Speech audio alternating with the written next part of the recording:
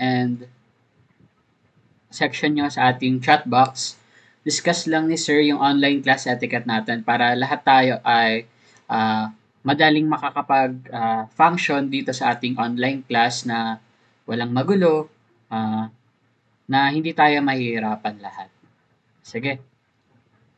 So, pinakauna, sa mga kaya mag-open ng camera nila, makiki-open po tayo ng camera para mamaya, madali ko kayo makikita kung gusto niyo sumagot. Kung may gusto kayong sabihin, ganun, magtataas lang kayo ng kamay. And syempre, para nakikita rin kayo ni Sir. After nun, keep yourself muted. Kaya ko naman din kayo i-mute, pero syempre, gusto ni Sir mag-focus sa pagtuturo para hindi nababaling attention ko sa pag-mute sa inyo. So, make sure na nakamute kayo habang nagtuturo si Sir para ako lang yung nagsasalita muna. Pero kapag gusto niyo magsalita, ayan, pwede kayong mag-raise ng hand. May raise hand button dyan. Ayan, ano yung itsura na, no? Ayan, ganyan yung itsura ng raise hand button. Or pwede rin kayo mag-raise hand na makikita ko mismo sa camera.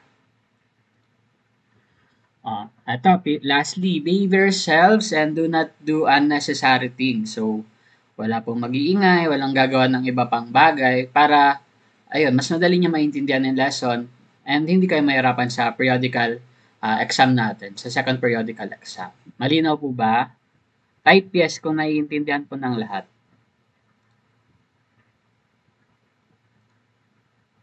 Ayan. Thank you po, President. Sige, let's now proceed.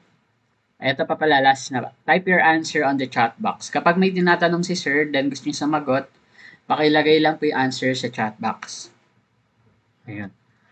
So, let's proceed. Ganito po pala ang mangyari. Yung magalang, mapagkumbaba, pati masigasig. Ayun. Ang ilalesen natin, syempre, na pinakauna is yung asexual reproduction. Ganon din sa aruga, pati sa masinop. Ngayon, after natin sa asexual reproduction, pwede na umalis yung magalang, mapagkumbaba, pati masigasig.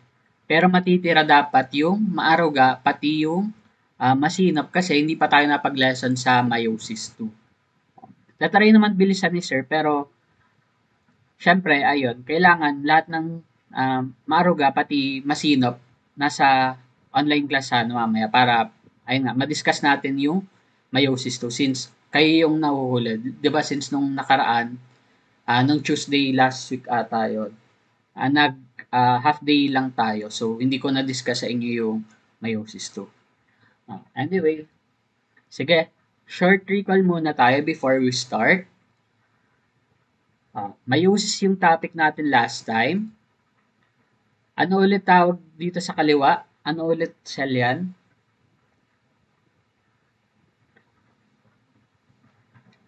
Natatandaan pa po ba? Sperm cell. Very good. How about yung sa kanan? Sige, dumag ko. Ano yung nasa kanan?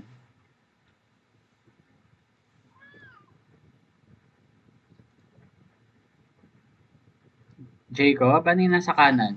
Anong cell yan? Egg cell. Very good. Anong tawag sa kanila kapag magkasama sila?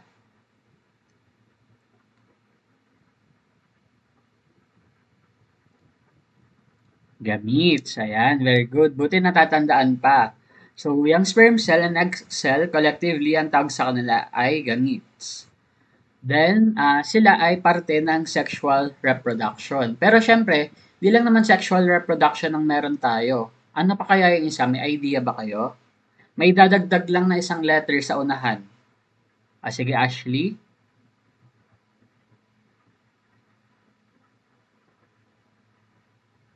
Ayan, very good. So, asexual reproduction. So, ayun yung two types natin na reproduction. Pinakauna is yung sexual reproduction wherein we have our gametes. And kapag asexual reproduction naman, wala tayong gametes. Ayan na. Ayun ang tatandaan nyo. Sige. Kilala nyo ba to? Kilala nyo ba kung sinong character to? Di ko sure kung kilala nyo to kasi matagal ng anime to. Ayan, kilala pa rin pala. Ayan, tama, very good. Si Naruto to. Then, somehow, si Naruto, kilala siya sa isang famous niya na jutsu or technique. Ano kayang technique yun? Kung nakapanood na kayo ng Naruto, lagi niya yung ginagamit. Ano kayang technique yung ginagamit ni Naruto? Malapit na, times two, yun nasa bandang dulo niya sinasabi. Pero before yun, may sinasabi pa siya nun. Ayun, very, very good si John Christopher nanonood ng anime. So, sinasabi ni Naruto, Kage Bunshin technique times two. Oh, ngayon, sir, ano pa itsura nun? Ayan yan. Kage Bunshin technique times two. Ano kaya yung nabuo nung ginawa niya yung technique na yan? Ano kaya yung nabuo? Clone. Ayan, very good si Gab. Alam niya yung tawag. So, kapag ginawa ni Naruto tong ano na to, technique na to, or jutsu na yan, nagkakaroon siya ng mga shadow clones. Ayun. Essentially, kaya yun nabanggit ni Sir, kasi ganun din ang nangyari sa sexual reproduction. Meron kang parent, isipin nyo, si Patrick, ayan si Patrick, kunyari, siya rin si Naruto, through asexual reproduction, nagkakaroon ng cloning. Nagiging dalawa siya, then yung clone na yun yung magiging anak niya. Naintindihan po ba? So, sa asexual reproduction, meron ka lang isang parent, mag-undergo ng cloning. Yung magiging clone mo, yun yung matuturing mo na anak mo or offspring mo. Ay, ganun nangyari sa sexual reproduction. So, unlike sa sexual reproduction wherein meron kang dalawang parents, sa asexual reproduction naman, isa lang. And ayun nga, pagka-clone, yun yung magiging anak ng parent. Ayan. So, the process where only one parent produces offspring that are genetically identical to him. So, yun pa isang pinagkaiba. Kung sa sexual reproduction, sa meiosis, di ba, ang nangyari is merong DNA recombination through crossing over. So, nagiging genetically unique yung cells. Dito naman, genetically identical. So, parehas na parehas si parent, si magulang, sa magiging anak niya. Kasi nga, kunyari ayan si parent. Magka-clone siya, genetically identical sila. Anyway, here are our learning objectives for today. May gusto ba magbasa? May kaya bang magbasa or mag-open mic?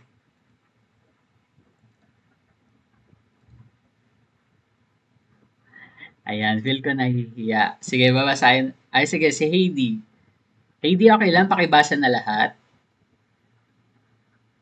Enumerate the different methods for asexual reproduction. Separate on the advantage of disadvantage of actual reproduction. Original a mind map categorizing organisms to their correlating example of asexual reproduction. Ayan, very good. So, yung mga kailangan natin gawin, matutunan natin kung ano yung iba't ibang methods ng asexual reproduction, pati mga advantages and disadvantages, pati pagkakategorize ng mga ilang organisms papunta sa iba't ibang modes of asexual reproduction. Anyway, we will have a short game called word search. Sir, paano po ginagawa yan?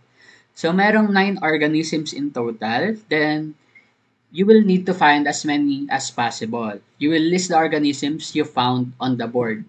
Actually, hindi on the board, pero on the chat box. So, kapag may nahanap na kayo, pwede nyo na agad isulat sa chat box. Then, you have 3 minutes to find as many organisms as you can. Sabay-sabay lahat kayo maghahanap. Then, send your answers by using our chat box na. Ayan. Anyway, ito po yung sample. So, ayan yung natin, word search puzzle. May nakikita ba kayo dyan na organisms? Sige, Gab. Gab, ano yung nakikita mong organism? Chicken. Ayan, very good. Human, yes. Ano ba kaya? Last one, sige. Si Carlo, sige. Ano no? Cat, yes. Sige. Sige, last na si Heidi. Last na si Heidi. Heidi, ano nakikita mo?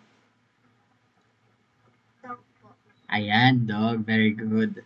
Sige, nilower all na ni Sir yung inyong mga kamay. So, ayan lang. Kailangan nyo lang hanapin. Katulad niya, chicken, then cat. Then, isasend nyo through our chat box. Malinaw po ba? Type opo kung naintindihan ko ng lahat. Ayan, very good. So, yung makikita niyo organisms dito, again, ay mga organisms na capable ng asexual reproduction. Ayan. Sige. You have 3 minutes. Ayan, timer starts now.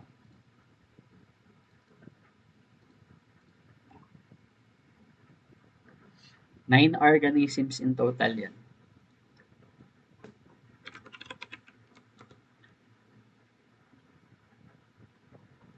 Ayan, may nag-send na. Garlic, starfish, potato, 3 na. 4, banana. 5, mushroom. 6, bacteria. 7, strawberry.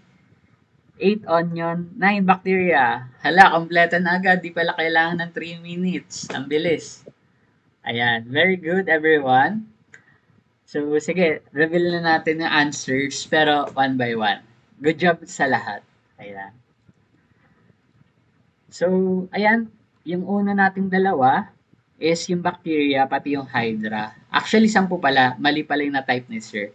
Extra lang tong hydra. Ayan, bacteria and hydra. So, Sir, ano pong type of asexual reproduction yung kaya nila? So, sa bacteria and sa hydra, binary fission. Familiar kayo dun sa sa fusion ng meron sa Dragon Ball? Ano nangyari din sa fusion sa Dragon Ball? Papakita ni Sir. Familiar kayo dyan? Ano nangyari dyan sa fusion sa Dragon Ball? Kapag nag-fusion si si Goten sa ano ba to, si Goten pati si nalimutan ko yung pangalan ng isa. Familiar ba kayo dyan?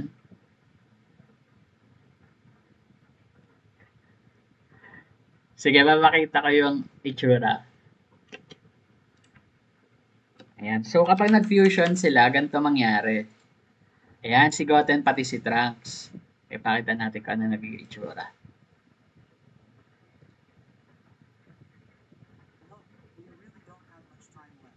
Ayan.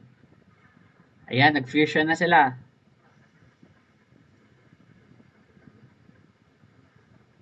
Ano nangyari nung nag-fusion sila?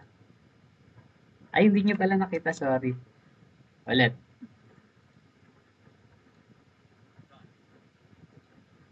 Ayan, perform nila yung fusion.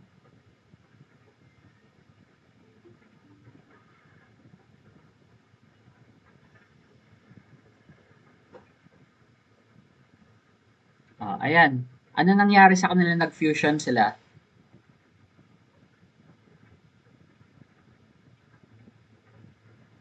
Di ba kanina dalawa sila? Anong nangyari nung... Ayun, very good. Nagsanib. Nagsama sila sa isang katawan. Ngayon naman, pag sinabing binary fission naman kasi, kabaligtaran naman. So, kung nagsanib, ang nangyari naman kapag binary fission, maghihiwalay sila. So, kung sa fusion, meron kang dalawa, magsasanib sila. Pag binary fission naman, maghihiwalay sila. Ganun ang nangyari. Kabaligtaran lang. Kabaligtaran lang ng fusion yung fission. So, sir, ano po itsura po nun? So, the parents split into two, each becoming a new organism. Ito itsura nila. Bacteria, meron kayo isang parent, naghihiwalay sila sa dalawa. So, kabaligtaran nga sila ng fusion na pagsasanib. Ayan. Next, coral. Ayan, may nakita kang kanina sumagot ng coral. Let's see kung sino sumagot ng coral. Parang may nakita kang sumagot ng coral kanina. Hello, wala ata. Namali ata ng tingin si sir. Ayan. Anyway, meron din tayong coral. Dito naman, budding yung ginagawa nila, coming from the word bud, or parang, sige, tuturo na lang ni sir para mas madali. A small bud or outgrowth forms on the parent's body. So, ayan yung tsura nila. So, ganyan lumalaking coral. May biglang tumutubo sa parte ng katawan nila. And kapag tumutubo na yon, nagmamature na, kusa siyang umaalis dun sa body ng parent. And nagiging separate siyang organism. Kung kunyari, ayan, di ba, may mga tumutubo dyan na panibagong corals mula dun sa original na katawan. Pag tumubo pa yun ng tumubo, kusa yung hihiwalay dun sa parent na coral. And magiging panibagong coral siya. Ganun yung budding na tinatawag. Next, mushroom. Mushroom naman, sporulation ginagawa. Coming from the word spores. Sige, type ni sir. Spores. Yung spores, para silang pulbo na meron sa isang mushroom. Ito. The parent produces spores or tiny reproductive cells that can grow into new organisms. So, ayan. Yung parang mga pulbo na kumakalat-kalat, para siyang powder. Ngayon, pag napunta siya sa isang environment na humid or parang medyo, ano bang pagtagalog sa humid?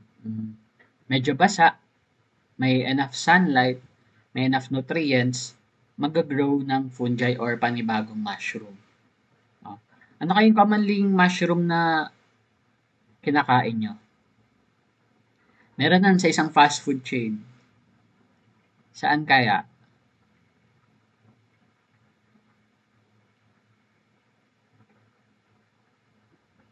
Nakakain na ba kayo ng mushroom class? Pizza, yes, meron sa pizza. Meron din sa isang sikat na sa KFC, merong mushroom soup. Gab. Ayan, very good sa burger steak. Ayan, very good sa burger steak. So, ayun, tumutubo sila through sporulation or yung pagkakalat nga ng spores na parang ang pulbo na kapag napunta sa isang adequate environment na humid, ganon, yung may enough water, then may enough sunlight din, ayun, kusang tutubo yung mushrooms. Next, starfish. Sinong sikat na starfish character ang kilala nyo? Isa lang naman ata, I think. Si Patrick. Very good. Si Patrick Star na galing sa SpongeBob SquarePants. So, actually, merong regeneration yan Sorry, hindi ko pala napalitan ng spelling. Regeneration. Sige, type ni sir yung spelling. Ayan, anyway, hindi ko sure kung napanood niya, pero merong episode sa SpongeBob SquarePants na biglang nag-divide si Patrick into two kasi naputulan siya ng isang kamay. So, itong kamay niya naputol to, then biglang tumubo yun ng panibagong isa pang Patrick. So, actually, yun? Very scientifically accurate yun. Kasi, ayan, yung mga starfish, kapag naputulan sila or nawalan sila bigla ng isang body part, kaya nila yan patubuin. Kung kunyari ako, isa akong starfish, naputulan ako ng kamay, either magpapatubo ako ng panibagong kamay, or yung bagong kamay na yun, tutubo siya bilang isang panibagong starfish. Ayun, dalawa lang yung choices. Anyway, ayun yung tsura ng starfish. Nung nag-field trip kami sa Batangas, sa ecology class ni sir. Ayan. So, kapag naputol yung isang bahagi ng arms nila, kaya nilang patubuin yun ulit ng panibago. Or yung naputol na arm nga nila, kayang tumubo into a new starfish. Ayan. Sa Batangas yan. Next, strawberry. Ayan, strawberry. Normally merong strawberry? Sarap pumunta dito kapag magpapasko or summer. Sige, Gab, saan? Ayan, very good sa Baguio. So, yung strawberry sa Baguio, tumutubo sila through stolons. So, sir, ano po yung stolons? Parang bago lang po sa amin yung term na yon. So, yung stolons, horizontal stem siya na tumutubo sa ibabaw ng lupa. So, kung kunyari, ito yung lupa, mga stem siya na tumutubo sa ibabaw ng lupa. Ayan, papakita naman ni Sir kung ano yung itsura. So, ayan, di ba? Ayan, strawberry mo. Ayan, may tumutubong stem. Gumagapang na stem sa ibabaw ng lupa na ang tawag ay stolons. Ngayon, kapag medyo mas nakalayo-layo na siya doon sa strawberry plant, para hindi sila nag-aagaw ng nutrients, a new plant will form. Ano kayang plant yon? Ano kayang plant yung mabubuo? May idea po?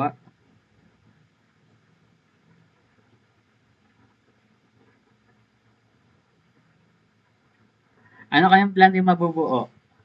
Ayan, very good. Strawberry pa din. Siyempre, strawberry yung magulang. Kaya dapat yung anak niya, strawberry. And hindi naman pwedeng strawberry yung magulang, then mangga yung anak niya. Hindi naman pwedeng ganon. So, ayun, again, yun ang tatandaan nyo kapag sexual reproduction, identical si parent sa anak niya, sa offspring. Parehas sila ng DNA. Walang pinagkakaiba. Ayan, closer view ng stolons. Next, banana. Ayan, may nakita ko kanina nagsagot ng banana. Sino kaya nagsagot ng banana? Si Jacob. Ayan, very good, Jacob. Ayan, sa mga nagsagot din ng strawberry, sila siya, sila Ashley. Ayan. Anyway, let's proceed sa banana naman. Rhizomes naman sila. Ganito sila tumutubo. Through rhizomes. So, kanina sa strawberry, stolons. Ngayon naman sa banana, rhizomes. Kung kanina above ground yung stolons, ito naman sa rhizomes, underground stems siya. So unlike sa stolons na sa ibabaw ng lupa, ito naman sa ilalim ng lupa.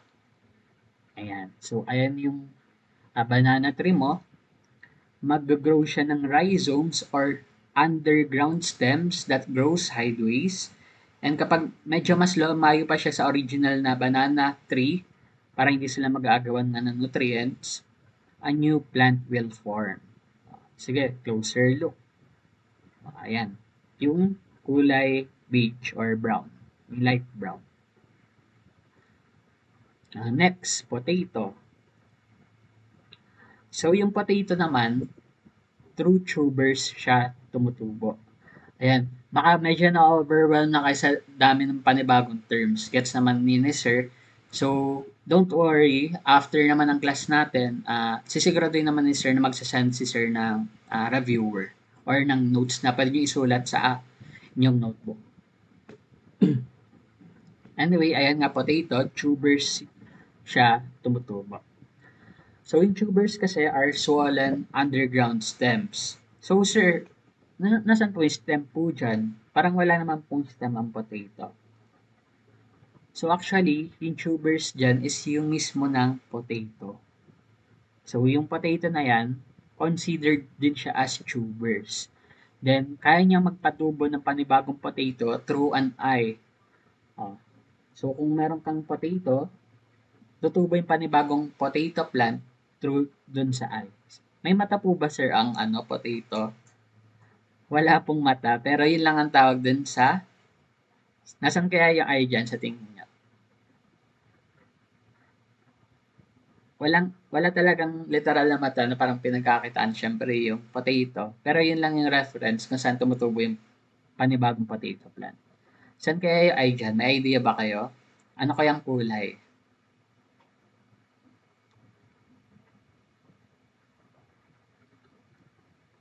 May hula po tayo.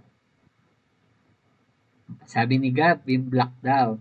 Dark brown? Yung dots? Ayan, tama. Very good.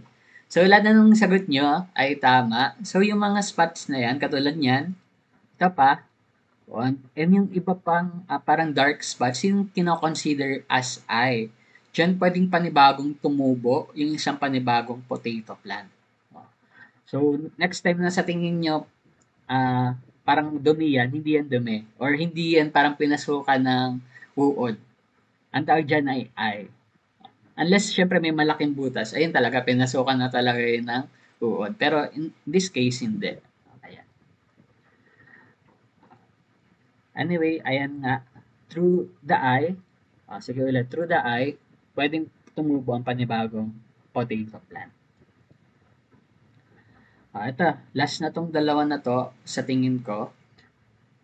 Garlic and onion. Anong Tagalog ng garlic?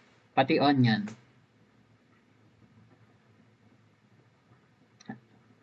Sige, Sean. Gusto sumagot? Sir, yung garlic po ay bawang, yung onion po sibuyas. Ayan. Correct. So, yan ka. Very good din sa mga sumagot sa chat box. Sila Ashley, ayan, sila John, pati sila Heidi, ayan, sibuyas, pati bawang. So, commonly ginagamit sa paggigisa, ayan, sa umagahan, ganun, sinangag, and iba pang putahing Pilipino. Ayan. So, through bulbs naman sila tumutubo. Sir, paano po exactly? Let's take garlic for example. So, bulbs are underground storage structures made of thick fleshy leaves. So, ano po ba itsura po nun, sir? Yan, wait lang, may sumasali sa meeting na. So, ayan kasi itsura kasi ng garlic kapag tumutubo siya. Yung mismong garlic na hinihiwa-hiwa natin para, ayun nga, pangsangag, sa lalim talaga siya ng lupa na tumutubo. So, ayan itsura niya. Then, yung bulb, saan kaya yung bulb dyan? Yung sa taas o yung sa baba? Sige, Gab. Sa baba po. Sa baba ba? Sa taas. Yung taas na yan, dyan tumutubo yung garlic plant. Yung sa baba, roots yun. Roots yung sa baba. Ayan. Very good si Ashalam. Ashalam ba talaga name mo? Or nickname mo yan dito sa Google Meet? And anyway, then ayan si Ashley. Pero nice try dun sa mga nag-try. Ayan, Tina Carlo, Heaven, ayan. Thank you for participating. Anyway, let's try to summarize yung apat na yon. Ang tawag doon sa sexual reproduction ng mga plants ay vegetative propagation. Pag sinabing propagate, pagpaparami, pagpapakalat. Ayan. So, pag sinabing propagation na ayun na, pagpaparami. So, through vegetative propagation, meron tayong apat na mode of reproduction. Pinakauna yung stolons. Sa above ground siya nahanap. Ano ulit yung sample natin sa stolons, hinahanap sa Baguio? Sige, Gab. Ayan, strawberry. Very good. Correct. Susunod doon, rhizomes. Ano kaya yung sa rhizomes? Tanda pa po? John, anong sagot? Banana. Very good. So, merong underground stem naman pagdating sa banana. Tubers. Ano sa tubers? Wow, advance. Alam na agad. Sige, Heidi. Heidi, anong sagot?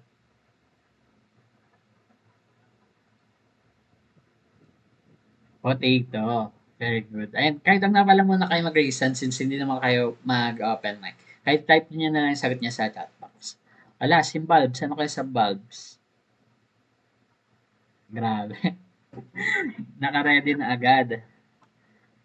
Isa-send na lang. Naka-type na agad. Ayan, very good. Kapag sa bulbs, ayan, underground din siya, then onion and garlic. Ayan. Okay, let's analyze. Yan. From what you know, ano kayang pinagkaiba ng sexual reproduction sa asexual reproduction in terms of process and number of parents? Unahin muna natin number of parents. Ilang parents meron sa sexual reproduction? Then ilang parents meron sa isang asexual reproduction? Isang parent ang meron sa saan yan? Sa sexual or asexual? Wala, naghahalo-halo na. Baka malito kayo. Sige, Jacob, pwede mo bang i-summarize kung ilang parent yung meron?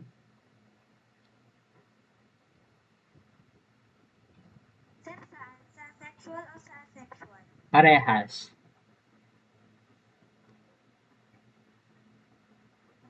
Sir, sa sexual, isa lang po. Sa sexual, dalawa?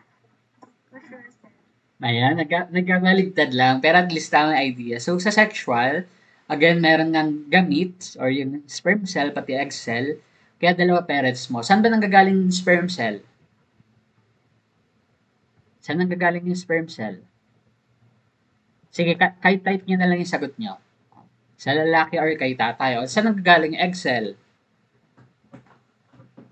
Sa nanay. O, so, sperm cell, isa na yon. Egg cell, another one. O, adding those two, meron kang dalawang parents pagdating sa sexual reproduction. O, sa sexual reproduction, kanino ulit na anime character natin ibinase? Yung sexual reproduction. Then yung ginagawa niya kanina. Ayun, tama rin. Tama rin isa. Si Patrick pati kay Naruto. O, di ba? Gumagawa siya ng, ano daw nangyari kapag ano daw, kagibunshin si Naruto, ano daw nabubuo? Clone. Ayan, very good. Ayan. So, ganun din nangyari sa asexual reproduction. Yung isang parent, gumagawa siya ng clone niya. So, nagiging dalawa sila or mas marami pa. Ayan. Then, hindi lang pala mas marami pa, mas mabilis din actually. Ayan. Anyway, ayan nga, again, gaano katagal bago manganak ang isang human female? 9 months. Oh, ayan, very good. Ngayon, sa bacteria naman kasi, mas mabilis. It can only take minutes. So, kung sa human female, 9 months ang kailangan. Sa bacteria, minutes lang ang kailangan nila para magparami. Tanda pa po ba kung anong type of asexual reproduction meron sa bacteria? Pinakauna yon. Kabaligtaran siya ng fusion na pinakita ni Sir kanina. Fission, ayan. Yung complete na tawag ay binary fission. Pero goods na rin yung fission. So, pag binary fission na, again, nag-iwalay sila and just so happens na kapag bacteria gumagawa nun, sobrang bilis. Within a span of minutes, meron ka ng panibagong millions of bacteria. Ayan. Anyway, taking that into mind, ano kaya sa tingin nyo, or naranasan nyo ba ito yung bagyong Christine? Last year lang to. Opo. Sobrang lakas na itong bagyong Christine na tipong ito itsura niya. Ayan yung trinay ni Sir umuwi sa amin nung may bagyo. Then, na nangyari niyan sa sa sentro. Familiar kayo sa Centro Mall? Then, nabasag yung mga salamin nila, ganyan. Meron pang dormitory sa UPLB na nawalan ng kisame. No pa ba? Basta sobrang lala niya na sobrang lakas kasi ng hangin pati mismo ng ulan na tipong nawalan ng kuryente, then grabe yung pagbahang nangyari. Then ang tagal din nung walang signal. Anyway, ba't ko ba yun nabanggit? Kasi ayun, nung bagyong Christine, grabe naging damage niya sa agriculture. Hindi lang para sa mga rice crops or sa bigas, pati na rin dun sa mga crops na capable na sexual reproduction. Katulad ng potato, banana, ano pang other plants yung capable na sexual reproduction na binanggit natin kanina bukod sa potato, pati banana. Garlic, onion, strawberry, and iba pa. So talagang nanalasa talaga siya. Grabe yung damage niya na umabot ng billion. Pero thanks to asexual reproduction, ayun nga, kaya natin magparami agad ng mga gantong produkto nang hindi natin sila hinahanapan ng partner.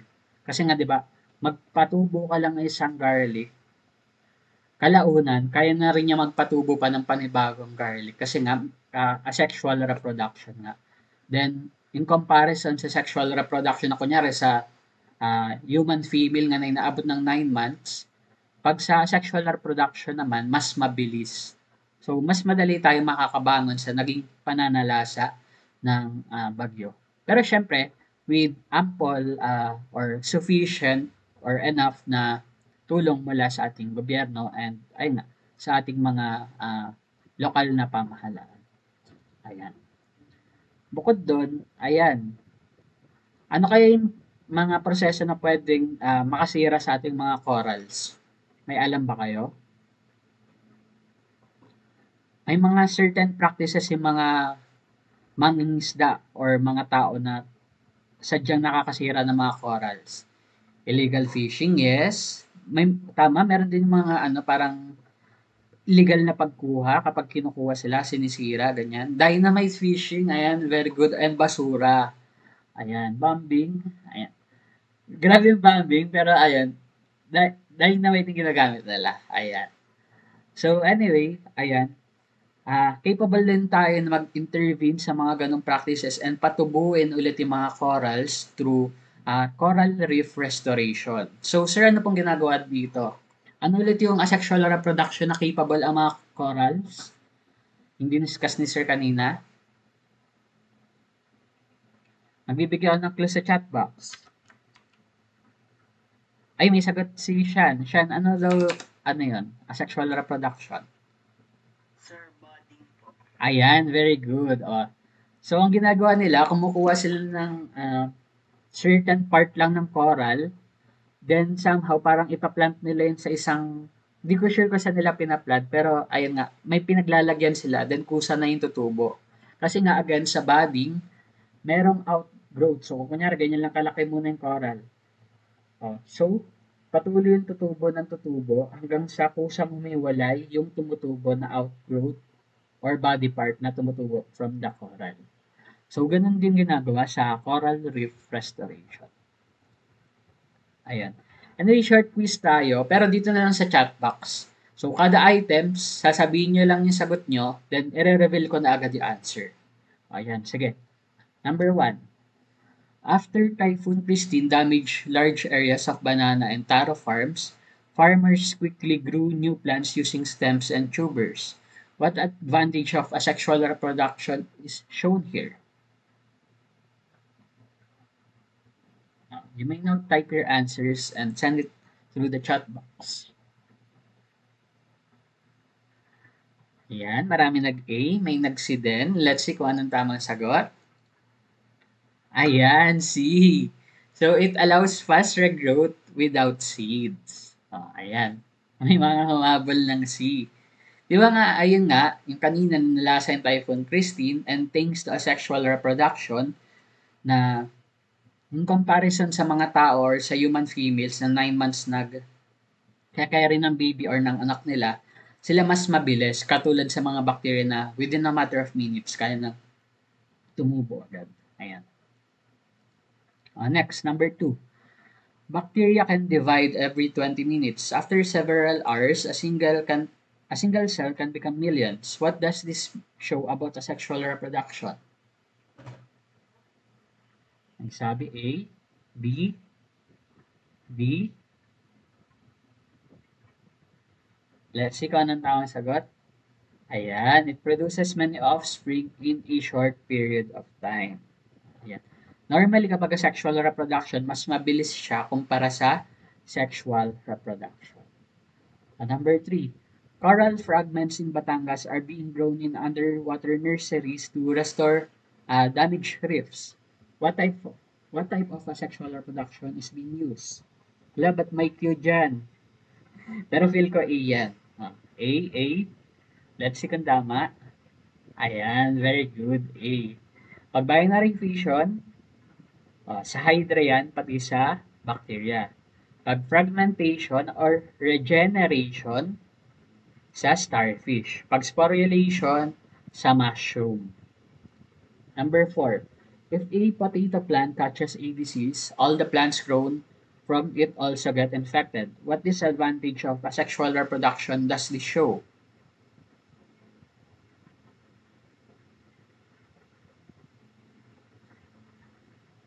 Let's see. Ang dami nag-A. May mga nag-B din. Ayan. Hati yung sagot. Tamang sagot ay A. Again, ito tatandaan nyo, pagka sexual reproduction, genetically identical. Yung magulang, pati yung offspring. Ngayon, kung yung magulang mo, susceptible or madali siyang magkasakit sa gantong disease, then most probably, ikaw din, mas madali ka mahahawa or magkakaroon ng ganun ding disease kasi nga, wala kayong genetic variation. So, hindi ka pwedeng makapag-develop ng immune system for that kind of disease kasi nga, yung DNA ng magulang mo, yun din exactly yung DNA mo. Yun. Through asexual reproduction. Lastly, number 5, why is asexual reproduction important for food security in the Philippines?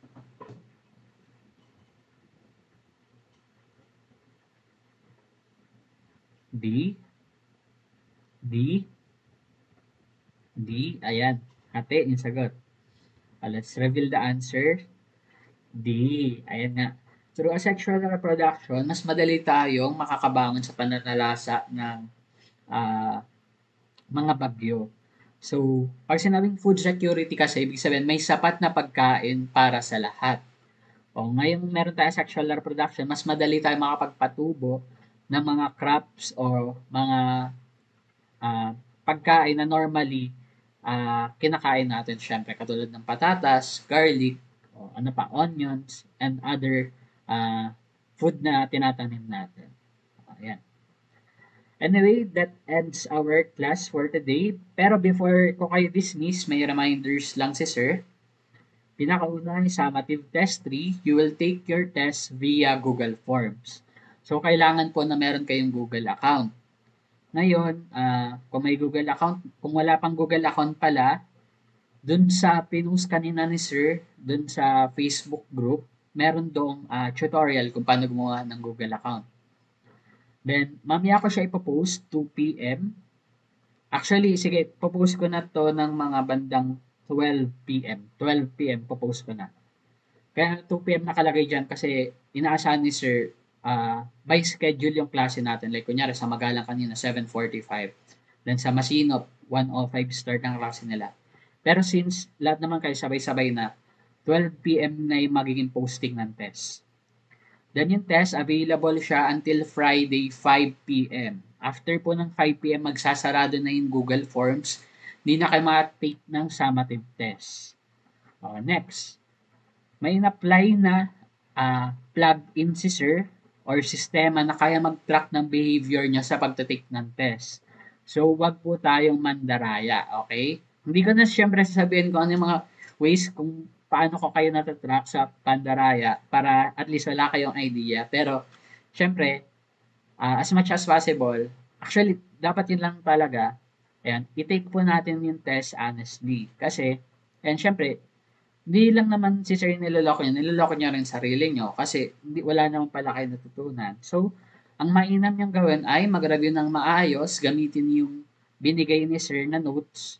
Nandun na lahat nung lalabas sa exam. Kaya, make sure na mag-review ng maayos. Again, ang coverage ay cell division, mitosis, and meiosis. Then, performance task 3. Kailan ulit deadline nito? Sige, type sa chat box. Kailan deadline? Friday po. Hala, sobra. Thursday. October 16. October 16 ang ating deadline. So, sa Thursday. Wala namang oras as long as sa Thursday nyo ma-upload yung photo. So, ganun nyo na lang isasubmit yung performance task nyo, yung sa sabon, yung sa Perla Soap, yung magka-curve kayo. So, sa Thursday yon i-upload or pwede nyo na rin i-upload ngayon, then ganito yung gagamitin yung captioning format. Una, lalagay nyo yung name nyo. Pag nalagay na yung name, yung section, then whether mitosis or meiosis yung nakasign sa inyo. After nun, mag-leave kayo ng space, then sa susunod na space, pakilagay explanation sa stage na assign sa inyo. Kunyari, naka-assign sa inyo ay anaphase. Then, syempre, ang lalagay nyo dito sa name, kunyari kay Sir, Gerard Andre Abal, section, Magalang, mitosis, Then, lalagay ko is, ayun nga, anaphase. In anaphase, sister chromatids move away from each other. O, yun ang explanation ko. Ganun lang kasimple. And kaiksi. So, ganun nyo siya ipopose. Ano pa ba? So, yun lang naman. May questions po ba tayo?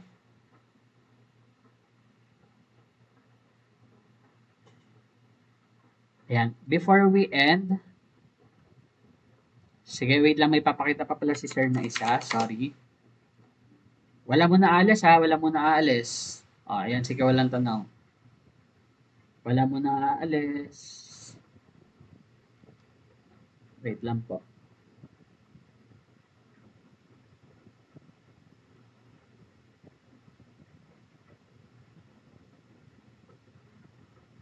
Wait lang. Sandali. Ito. Wait lang ha. Wala mo na aalis. Baka malito kayo sa paggawa.